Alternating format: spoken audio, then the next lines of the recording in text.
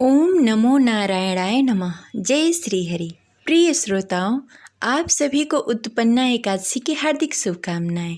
आज सुनेंगे उत्पन्ना एकादशी व्रत कथा। तो प्रेम से बोलिए लक्ष्मी नारायण की जय। जय श्री हरि।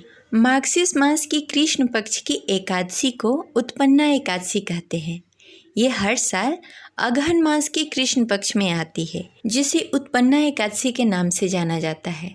इस दिन श्री हरि विष्णु माता लक्ष्मी की विधि विधान से पूजा आराधना की जाती है और व्रत रखा जाता है।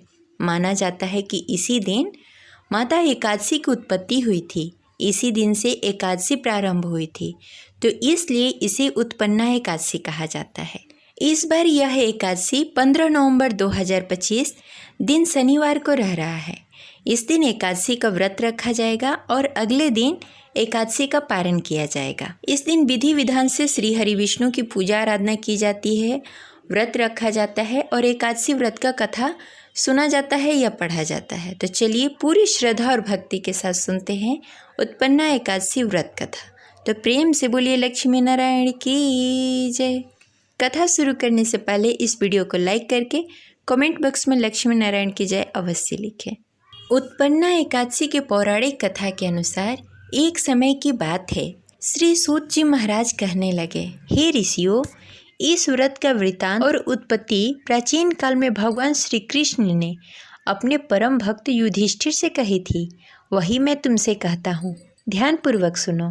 एक समय युधिष्ठिर जी ने भगवान श्री कृष्ण से पूछा, हे केशव, एकादशी व्रत किस विधि से किया जाता है? उसका क्या फल प्राप्त होता है? उपवास के दिन जो किया जाता है, आप कृपा करके मुझसे विस्तार पूर्वक कहिए। यह वचन सुनकर भगवान श्री कृष्ण कहने लगे, हे कुंती पुत्र, मैं तुमसे एकादशी व्रत का महात्म्य कहता हूँ, ध्यानपूर्वक सुनो। सर्वप्रथम हेमंत ऋतु में मार्गशीर्ष कृष्ण पक्ष एकादशी के दिन इस व्रत का प्रारंभ किया जाता है।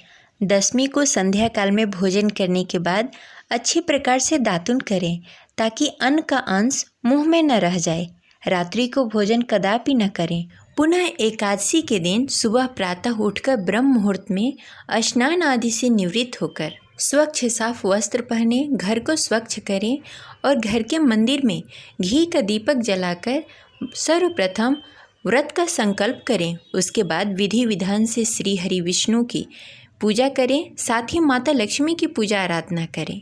भगवान विष्णु को फूल, चंदन, रोरी के साथ भगवान विष्णु की विधि विधान से पूजा करें।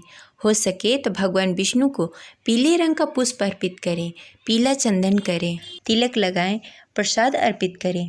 प्रसाद में तुलसी पत्र अवश्य डालें।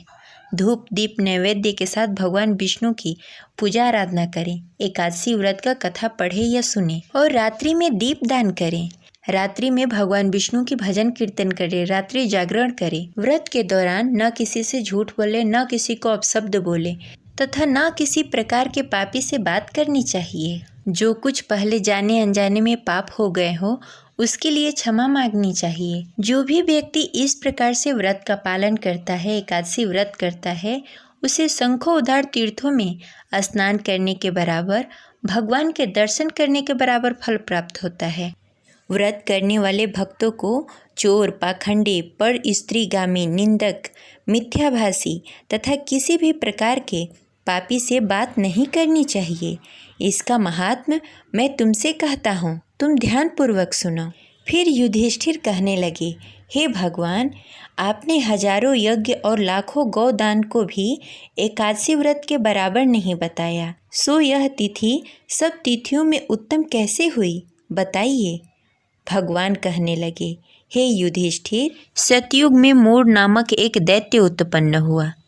वह बड़ा ही बलवान और भयानक था। उस प्रचंड दैत्य ने इंद्र, आदित्य, वायु, अग्नि आदि सभी देवताओं को पराजित करके भगा दिया। तब इंद्र समेत सभी देवताओं ने भयभीत होकर भगवान शिव से सारा वृत्तांत कहा और बोले, हे कैलाशपति, मूढ़ दैत्य से भयभीत होकर सभी देवता मृत्युलोक में फिर रहे हैं।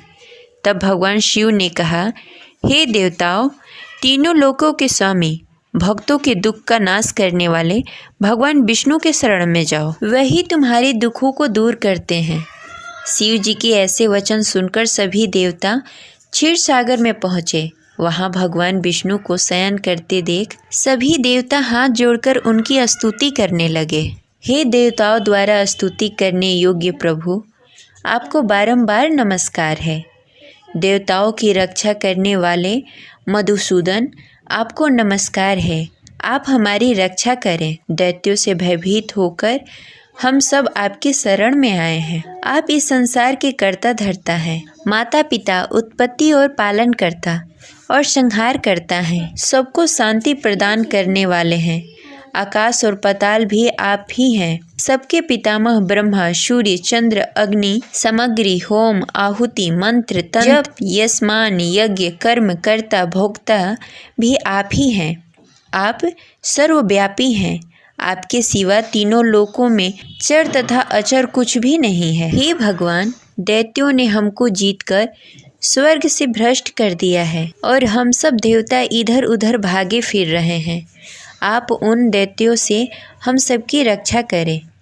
इंद्र के ऐसे वचन सुनकर भगवान विष्णु कहने लगे कि हे इंद्र, ऐसा मायावी दैत्य कौन है जिसने सब देवताओं को जीत लिया है? उसका नाम क्या है? उसमें कितना बल है और किसके आश्रय में है तथा उसका स्थान कहाँ है? यह सब मुझसे कहो। भगवान की ऐसी वचन सुनकर इंद्र जी बोले, हे भगवान, प्राचीन समय में एक नाड़ीगंज नामक राक्षस था। उसके महापराक्रमी तथा लोक विख्यात मोर नामक एक पुत्र हुआ। उसकी चंद्रवती नामक एक नगरी है। उसी ने सब देवताओं को स्वर्ग से निकालकर वहां अपना अधिकार जमा लिया है। उसने इंद्र, अग्नि, वरुण, यश, वायु, चंद्रमा, नैऋत्य आदि सबके स्थान पर अपना अधिकार कर लिया है। सूर्य बनकर स्वयं ही प्रकाश करता है और स्वयं ही मेघ बनकर बैठा हुआ है और सबसे अजय है। हे असुर निकंदन, उस दुष्ट को मारकर देवताओं को अजय बनाए। यह वचन सुनकर भगवान ने कहा, हे देवताओं, मैं शीघ्र ही उसका संहार करूंगा। तुम चंद्रावती नगरी जाओ।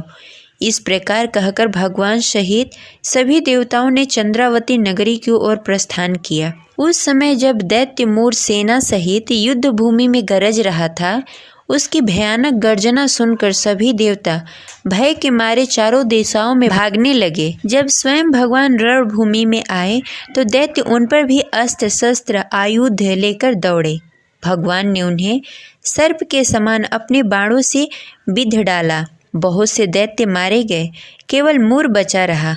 वह अविचल भाव से भगवान के साथ युद्ध करता रहा। भगवान जो भी तीक्ष्ण बाण चलाते वह उसके लिए पुष्प सिद्ध हो जाता। उसका शरीर छिन्न भिन्न हो गया, किंतु वह लगातार युद्ध करता रहा। दोनों के बीच मल्ल युद्ध भी हुआ। 10,000 वर्ष तक उनका युद्ध चलता रहा, किंतु मोर नहीं हारा। थककर भगवान बद्री आश्रम चले गए। वहाँ हेमवती नामक सुंदर गुफा थी। उसमें विश्राम करने के लिए भगवान उसके अंदर प्रवेश कर गए। यह गुफा 12 योजन लंबी थी और उसका एक ही द्वार था। विष्णु भगवान वहाँ योग निद्रा की गोद में सो गए। मोर भी पीछे पीछे आ गया और भगवान को सोया देखकर मारने की कोशिश करने लगा। तभी भगवान के शरीर से उज्जवल कांतिमय रूप वाली देवी प्रकट हुई। देवी ने राक्षस मोर को ललकारा, युद्ध किया और उसे तत्काल मौत के घाट उतार दिया। श्री हरि जब योग निद्रा की गोद से उठे तो सब बातों को जानकर उस देवी से कहा कि आपका जन्म एकादशी के दिन हुआ है, अतः आप उत्पन्न एकादशी के नाम से पूजी जाओगी। आपके भक्त वही होंगे जो मेरे भक्त होंगे। इस प्रकार उत्पन्ना एकादशी व्रत कथा संपन्न हुई। तो प्रेम से बोलिए लक्ष्मी नारायण की जय। आशा करते हैं यह कथा आपको अच्छी लगी होगी। तो इस वीडियो को लाइक करके कमेंट बॉक्स में हरे कृष्णा अवश्य लिखें। मिलते हैं अगले वीडियो में, तब तक के लिए हरे कृष्णा, राधे राधे।